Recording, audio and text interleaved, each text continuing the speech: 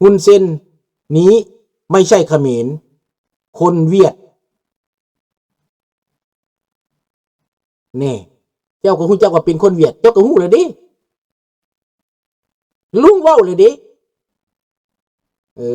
แต่ตาราเจ้าก็รู้แม่นบ่ล่ะเมียก็เวียดฮุนเซนกับคนของเวียดแต่งมาแต่มันอยากเอาตัวรอดเดี๋ยวนี้นะมันอยากมาหาอเมริกามันอยากหนีจากจีนเพราะนั้นเรื่องของมันก็เลยหาเรื่องแบบนี้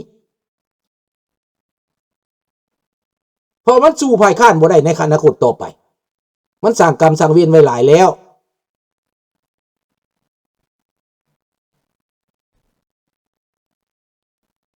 แก้วอยากให้ตามก้นแก้วฮุนเซนบ่อยากตามก้นแก้วอยากมาหาอเมริกาเรื่องของมันก็เป็นแบบนี้แล้วเจ้าจะไปหวังเพิ่งว่าโอ้ยลาวสิไปตีเขมรซอยไทยเนี่ยโอ้ยให้เจ้าหวังไปอีกชาติหน้า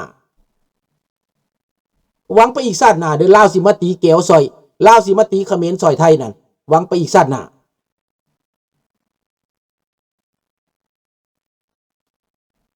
มันไปเป็นลูกน้องโซเวียตแหละมันสิเฮ็ดหยังมันเป็นลูกน้องแก้วกับโซเวียตพอแห้งแหละกับรัสเซียพอแห้งแหละเห็นบ่มันไปตียูเครนพุ่นลาวแดงไปตียูเครนพุ่นใดส่งทหารไปซอยไปตียูเครนพุ่นใดซอยรัสเซียพุ่นนี่ดังนั้นพี่น้องข้าพเจ้าว่ายุโรปเอาท่าที่ถูกต้องแล้วเท่าถ้ำไส้การหลอกล่อถ้ำนี่ไส้การหลอกล่อให้ยุโรปเป็นตัวเองบาดที่เกิดอันตรายแท้ๆอิตาถ้ำส่งอาวุธด่วนไปให้เยอรมันด่วนเนี่ยก็ลุงก็เว้าเลยเด้แม่นไผเอามันขึ้นมาก็เฮงสำลินแม่นแก้วแม่นเขมรกรอมฮุนเซนเป็นเขมรของเวียดนามเป็นเขมรกรอมนี่จะต้องเข้าใจอย่างสั้นได้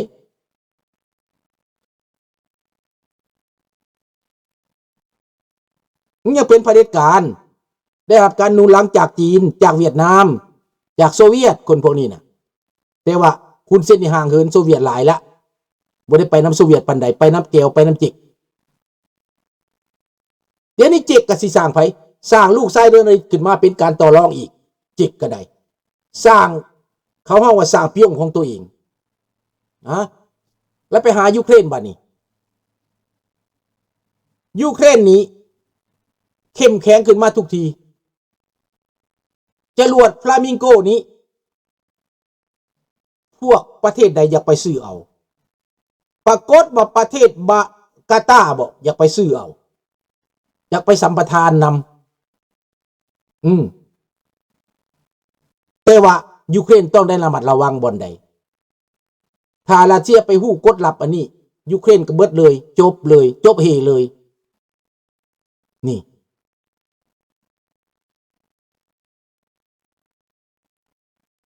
ไงละกะลุงก็หวังอยากให้มันเป็นกฎแห่งกรรมแต่มันนานแต่แท้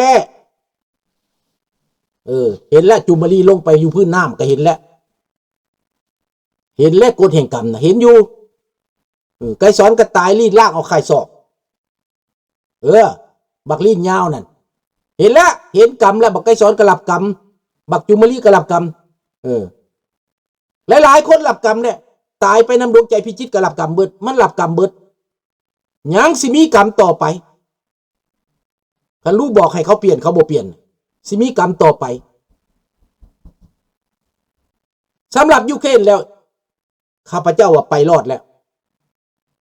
ฝรั่งเศสอังกฤษเยอรมันอเมริกาก็บ่ได้ทิ้งเขาจะเอาทหารเข้าไปแล้วติ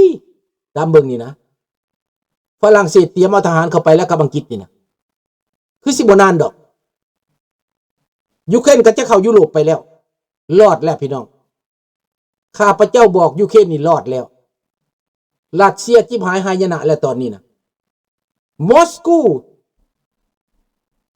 ไฟฟ้าดับหนาวตายแล้ว-40พี่น้อง-30 -40ในตอนนี้ 2-3 วันผ่านมานี่หนาวที่สุด กำลงโทษแล้วอยากจะให้ยูเครนหนาวตายแต่กลับกลายเป็นคนรัสเซียหนาวตายทหารยอมจำนนเพราะบ่มีอาหารกินรถลำเลียงอาหารมาส่งบ่ได้ทหารหมดกำลังใจทหารเช่นลุกขึ้นมาต่อต้านบ่รวมมือแล้วบาดนี้ลุกขึ้นมาต่อต้านประชาชนรัสเซียเริ่มลุกขึ้นมาต่อต้านสาธุโลกนี้คอยมีความจริงเด้อผู้ใดก่อกรรมกระทำขินให้มันดับจิบหายวายวอดรวมทั้งบักโปตีนรวมทั้งเผด็จการอ้อมโลกนี้ให้มันมีอันเป็นไปสาธุกุดนายพี่น้องลูกหลานทุกคน thank you ราตรีสวัสดิ์ปีใหม่ปี2026นี้ขอให้แต่มิ่งแต่สิ่งดีๆเด้อเข้ามาเด้อเฮ็ดเผด็จการลงไปเถอะละคนไปเด้อสาธุอิทธิพลของอเมริกาในลาวนั้นจงจัดการให้มันลงไปเด้อบักทองรุ่นบ่ให้มันมีแผ่นดินอยู่เด้อพวกบักโจรทั้งหลายเนี่ยมันไปให้มันไปเขาทำเขาหิวมันพุ่นละเด้อขอบอกขอบใจหลายๆบายอีตาถ้ำแล้วฮู้จักแล้วแหละลาวแก่บ่ให้เกิดสงครามนิวเคลียร์ข้าพเจ้าเข้าใจแล้วลาวบ่อยากให้เกิดสงครามนิวเคลียร์ลาวจึงทำท่าเอาใจโปตีนเพื่อบ่ให้เกิดสงครามนิวเคลียร์อันนี้มันเทคนิคบายราตรีสวัสดิ์